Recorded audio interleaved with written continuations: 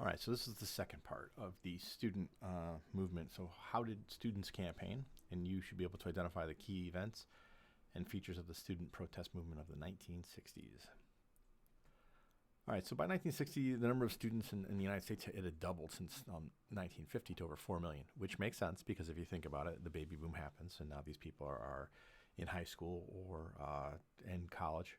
So this new post-war generation, they wanted to change society, and they saw that they could change society because of what happened in the civil rights movement.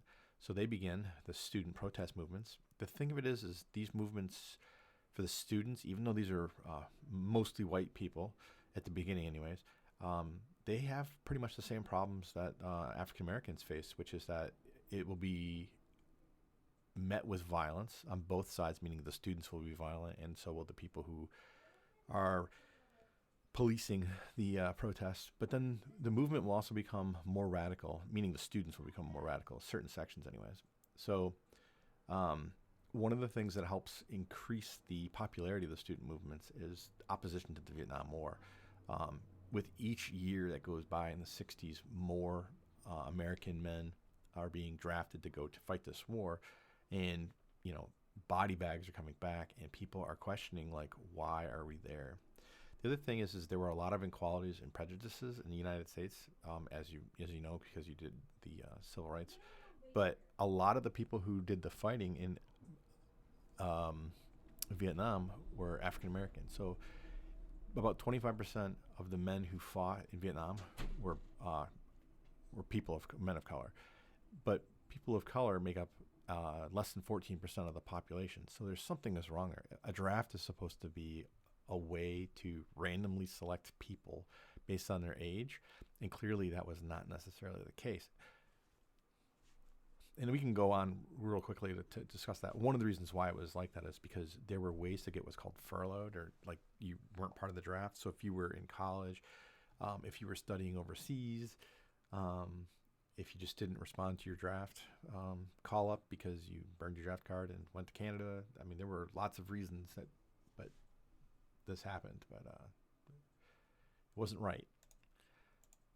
All right, so one of the radical groups that forms is the Students for Democratic Society, and they actually formed in 1960 at the University of Michigan in Ann Arbor, and it was a student protest movement, and it called for participatory democracy. Remember, you have to be 21 years old to vote at this time, but you only have to be 17 to go fight.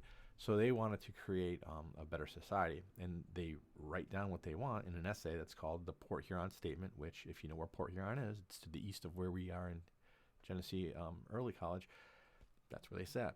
So it was drafted by a man by the name of Tom Hayden in 1962, and it called for the United States and really the world to disarm nuclear weapons, like get rid of them. That there needed to be university reform so that it shouldn't just be old white men teaching. It should be people of different races and different sexes. They wanted to see an end to racial discrimination in society as well as on campus. They wanted economic inequality to go away. So they are anti-capitalist, so they're going to be labeled as communists. And then they are against human rights violations, which they see as being occurring all throughout the world, but specifically in Vietnam, but also in the United States as well. So through the 60s, the SDS it becomes the biggest student protest group with over 30,000 members and 50 different chapters by 1967. So they were influenced by the civil rights movement specifically, and the SDS, it advocates, at first anyways, nonviolent direct action tactics. So they copy the sit-in attempts, the marches, the strikes, and the boycotts. However, these methods became increasingly violent as the 60s went on. I mean, increasingly violent. We have the Berkeley Free Speech Movement. So this is Berkeley, California. So on the 1st of October 1964, CORE, which we talked about in the Civil Rights Movement, student representative, his name is Jack Weinberg. He was arrested for political advocacy on the campus of the University of California at Berkeley. So the university had banned political advocacy for anything but the Republican and the Democratic parties. So remember we talked about, just how we talked about over here, some of the things they're against, economic inequality. So that means they're socialist. Well, that's socialism and communism are tied in many people's minds. So if you're not a member of the Republican Party or the Democratic Party, they did not want to allow you to speak. So immediately, over 3,000 students surrounded the police car of the police that were arresting Jack, and he was put into 32 hours. I'm sorry, and he was put in jail for 32 hours, and then eventually Berkeley dropped the charges against him. But here he is, giving a speech. So, as a result of this, over 1,500 students they attempted to, on December 2nd, to relaunch negotiations for what they called free speech on campus with a sit-in in Sproul Hall. And it lasted for 2 days before the police were called in, and they arrested 800 students. And despite this, in January 1965, the university actually overturned its rules, and it allowed for political advocacy on campus grounds. So the students had won. Okay, 800 people went to jail. I mean, it's a small fine. It's an inconvenience, but they got what they wanted. So the FSM at that's the free speech movement at Berkeley is remembered for the speech given by SNCC student activist Mario Savio, who said, quote, "There's a time when the operation of the machine becomes so odious, makes you so sick at heart that you can't take part. You can't even passively take part.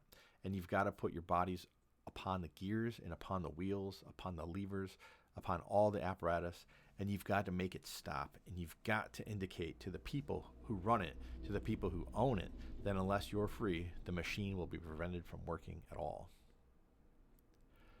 Columbia also has issues. So this is Columbia University protest. Beginning in March 1968, SDS members began a peaceful sit-in at the Low Library at Columbia University, which is in New York. The university had been found to have been affiliated with the Weapons Research Think Tank and the Institute for Defense Analysis, the IDA. So students demanded that the university disaffiliate itself with the IDA in any weapons research facilities, period.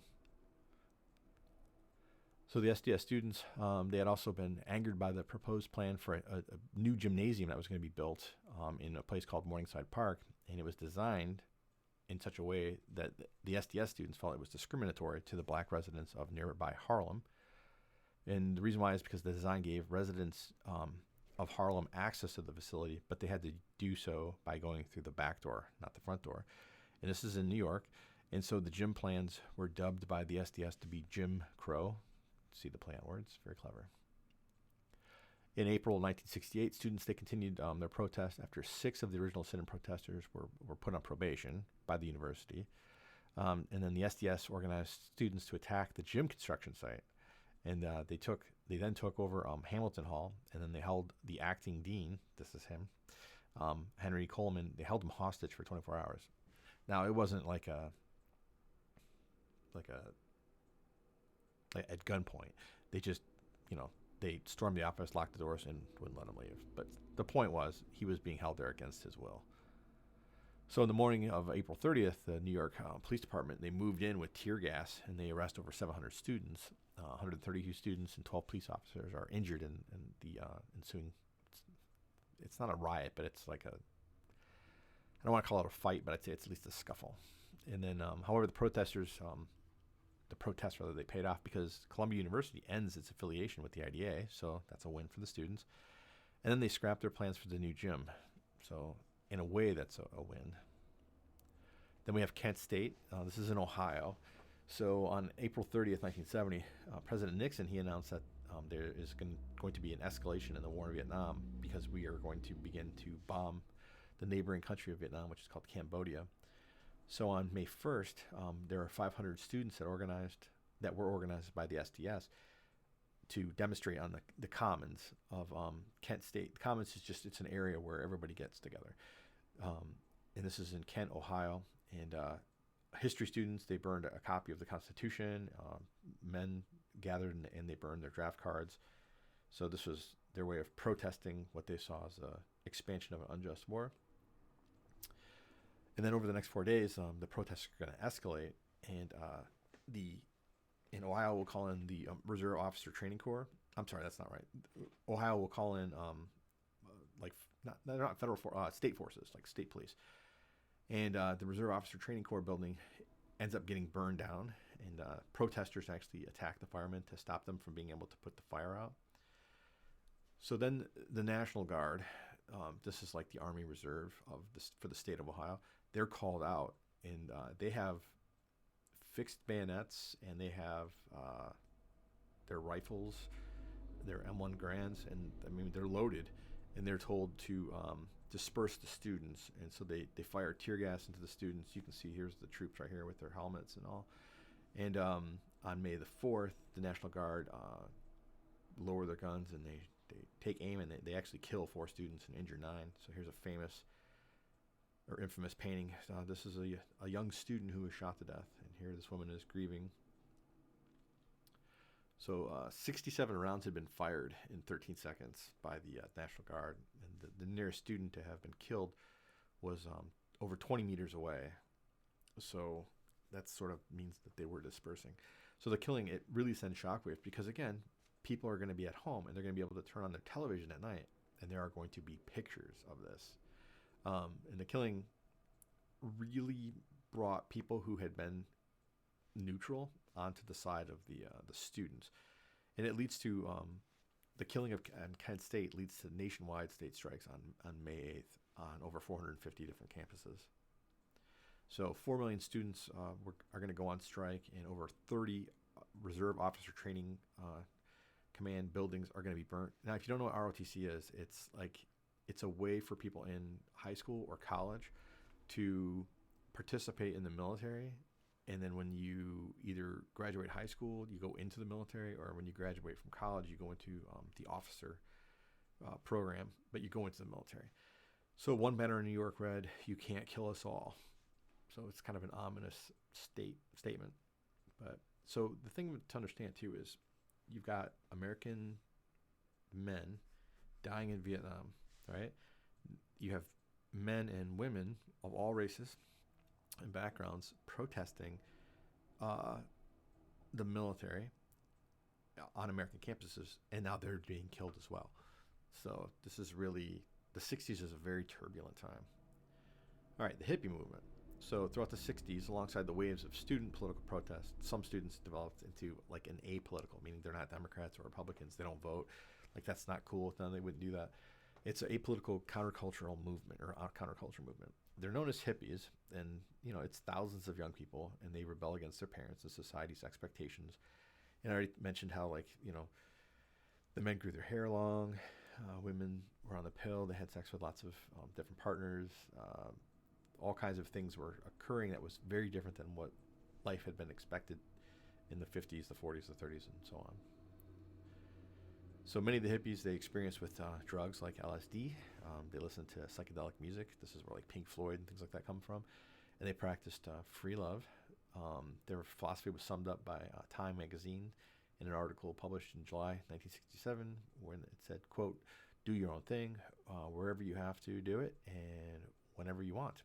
Drop out, leave society as you have known it, leave it utterly. Blow the mind of every straight person you can reach. Turn them on, if not to drugs, then to beauty, love, honesty, and fun." So you can see people have painted their car. This is a child. I mean, this is a very different America than what was occurring, say, in the 40s and the 50s. Drop acid, not bombs. So the hippie movement, it was suspicious to the government, specifically the FBI, because of the rejection of consumerism, which is the buying of goods and paying for services. And it's focused instead on art, music, and religious meditation. So the Human Be-In, which occurred on January 1967 in San Francisco, it popularized hippie culture because over 20,000 people attended. So you can, this is Woodstock actually over here, but in the Summer of Love of 1967, over 100,000 hippies converged on the city of San Francisco to practice being hippies, which means, smoking pot, having sex, and not doing a whole lot of anything else. They picked San Francisco for an obvious reason, which is because it's warm. So some key features of the student movement are that it does begin small, and it's going to grow in size, but as it grows, it's going to become more radical in both its demands and also in its reaction to things. It takes the things that it learned from the civil rights movement, okay, like the sit-ins, the protests, things like that, but it will do other things as well. Like, there's no record of free love or massive drug use in the civil rights movement, but the student movement definitely has that. It does become increasingly violent. So you have vandalism, the smashing of windows, the destruction of monuments, things like that on campuses, up to the point of like buildings actually being set on fire, and then the firefighters being kept from saving the building. So the thing of it is they also create their own culture. It's called the counterculture, but it has its own distinctive music. So you've got the Doors, Jim Morrison. I mean, honestly, I mean, I'm definitely not a hippie, but the Doors is a pretty great band. You've got Joan Baez, you've got Bob Dylan, you've got the Grateful Dead. So here you have an example. So here you have a student reading a speech. Here you have people of a similar age dressed in uniforms with guns. So that's where we're at. Okay, so that's it.